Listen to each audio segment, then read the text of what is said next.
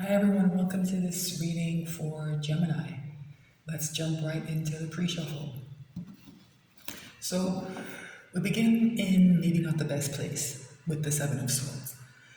This card, sometimes called the Thief card, and represents something not being quite right. Usually some kind of deception.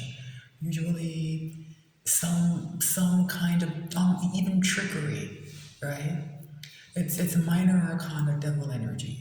That's kind of a way to sum up the card, right? It's sneaky. Someone's leaving, checking behind them to make sure they're not being followed. They're taking things of value, these swords, leaving two behind, and that might be important. Underneath it here we have the Queen of Cups, and it's a strange contrast between these two energies. This is a very loving, giving, caring energy. You know, the most love you can pull out of the deck, right? Gives the cup of love fully, right? Loves unconditionally. Very opposite energy. So I can't quite tell now if someone's being deceptive, maybe about the strength of their feelings for someone, or maybe someone is suspicious about someone who seems to be loving them unconditionally. That's quite common, unfortunately. Yeah, something here is hidden. To me, this moon energy and the Seven of Swords together is not the best, right? It's not the best. The moon represents our subconscious, things that sometimes maybe not be clear, might not be clear to us. I beg your pardon. Emotions, deep feelings can be submerged, right? But it can also just be an energy of concealment as well, right? There's concealment of some kind here. I think it's important when the Seven of Swords comes up to kind of ask yourself if the deception that's here is self-deception. And with the moon, that might be likely, right? Yeah, this is about a decision someone has to make here with this Two of Wands, right? So the way I usually read this card is that, you know, someone has made a decision, right? This person is grasping one of the wands. And this globe in their hands to me represents their future plans and their big plans, right? It's a card of strategic planning. This other wand here, though I see it sometimes as maybe causing trouble. I don't know if you can see it, but it's bolted to this wall right here, right? This wand is still upright and it's affixed to something. It's something someone is still going to have to consider. Even if they've made their decision, there's still something behind them that has to be dealt with, right? Yeah, the Emperor. Someone who is in control, someone who's a leader, someone who is dominant, right? In the circumstances we're considering. I see this as the person who has made a choice, but who still has something to deal with, right? So I think for a lot of you, this might resonate as someone in your life who you're not quite sure what to make of them, right? You're not quite sure what to make of them. I think these two things are interacting, Seven of Swords and Queen of Cups. There might be a lot of love in the situation, and the idea that there's something that's just not right as well, right? So this king, this almost call him a king. This Emperor is bookending the Seven of Swords. I think this is the person who's most likely either in this energy or who you're deceiving yourself about. It might be both, right? It might be both. And I think this moon might be the most important card. It's telling us that there's something hidden and that it's significant because this is major arcana, right? I'm going to shuffle a little bit more. Cut the cards and pull a reading, right? Pull a reading.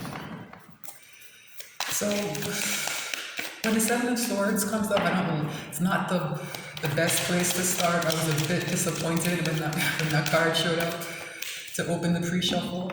But as I said, I think it's important to probe these difficult energies, especially because that quality is there, that maybe there is some self-deception going on here, right? So whenever that card comes up, it's very easy to say, oh, someone's been lying to me, someone's been deceiving me. But I think especially with the moon, it can be about how we deceive ourselves, but I do get the impression that that emperor is someone else. And this energy of deception and concealment is something they're doing too. I don't know if it's mutual, it's not quite clear yet. But we'll get into it and get to the bottom of it, right?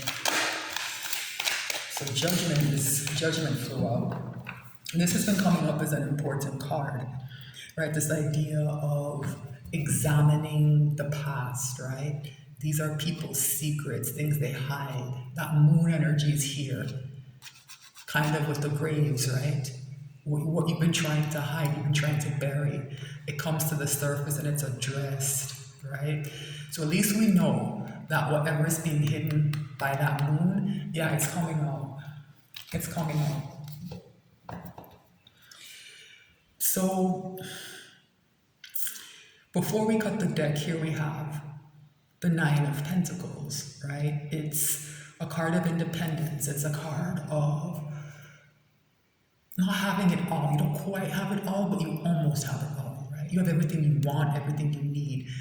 You know, the most pentacles you can have is 10, and this person is 9, right? So something's going very well for someone, right? But it's causing some kind of anxiety for some reason. Yeah, this makes sense. This is the pentacle that can give you that 10 pentacles. There's an Ace of Pentacles in play here somewhere. Remember that two of Wands, that idea of someone having to make a decision?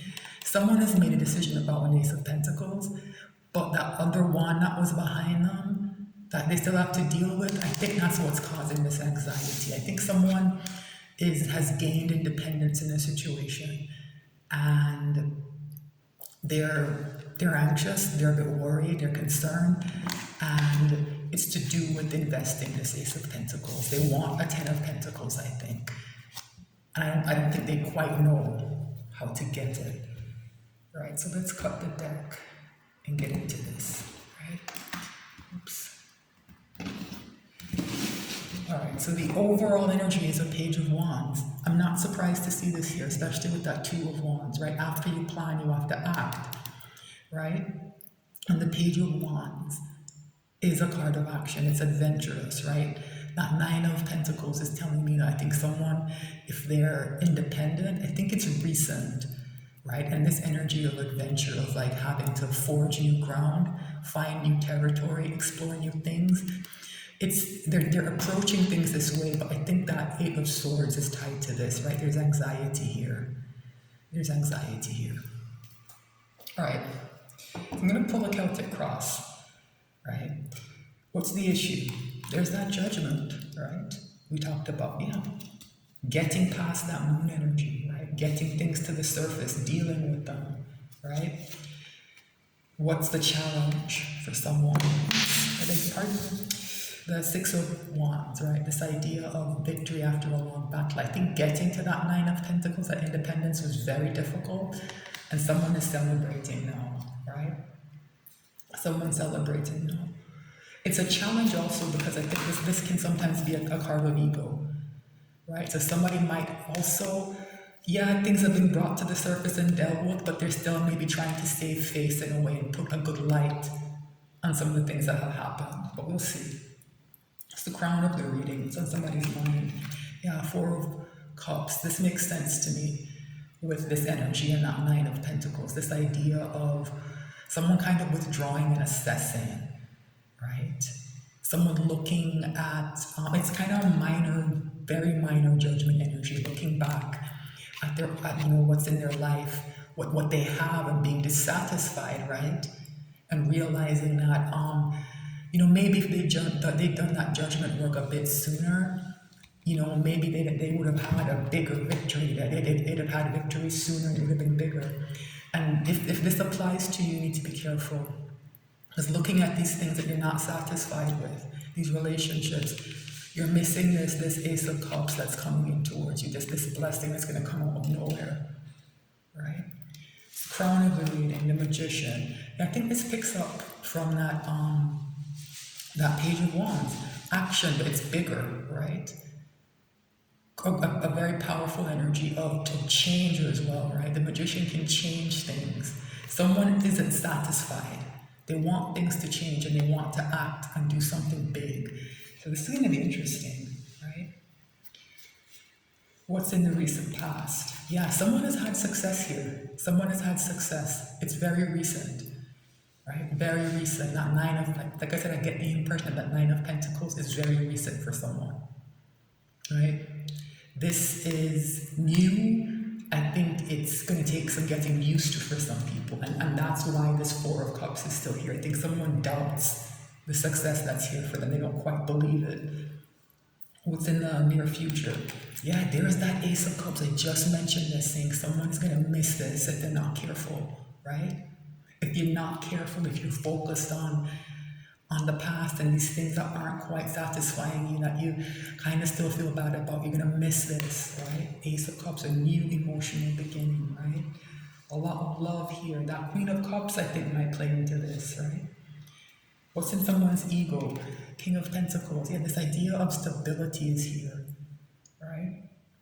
Very stable, reliable energy, right? This is the energy that rules that Ten of Pentacles, along with the Queen of Pentacles, right? They're the regents, they rule that kingdom. Remember the idea, the Nine of Pentacles, which is minor arcana, Empress energy. I should have mentioned that, right? Because the Emperor came up in the pre-shuffle, right? So someone's coming into success and abundance, right? And getting that that Ace of Pentacles to combine with that Nine of Pentacles to make a Ten of Pentacles, right? This idea of a King and Queen of Pentacles coming into the picture is what's next, right? So it doesn't have to be a person, it can just be the energy, right? What it takes to kind of manage a Ten of Pentacles, right? This energy is coming up inside someone, right? The abundance, this is telling you the abundance that someone gets is not going to be frittered away. They're going to be wise about how they handle whatever comes into them. It's usually money has something to do with it, but it's not that simple, right? The idea of abundance, but it's going to be handled wisely. Here with the King of Pentacles. Within someone's environment, there's that disappointment, right? This is the next step up from this Four of Cups, right? Whatever has happened here, even though there's success coming with it, something else is also very disappointing. Remember I talked about those two wands? The ones that wand that's left, that's still bracketed to that wall, that's still attached, right? To that. It's kind of like almost like a fortress, the person standing on top of looking out to the sea, right?